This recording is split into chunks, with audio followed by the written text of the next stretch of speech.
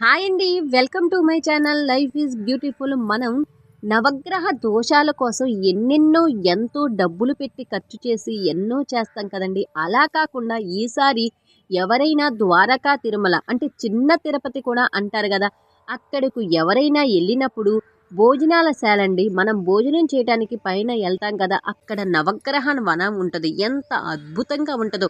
నవగ్రహ వనాన్ని ప్రతి ఒక్కళ్ళు విజిట్ చేయండి.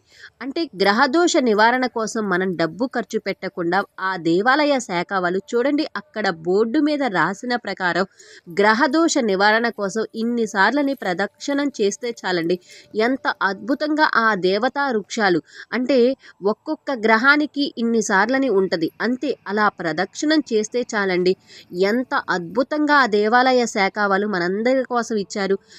ద్వారకా తిరుమల ఎవరైనా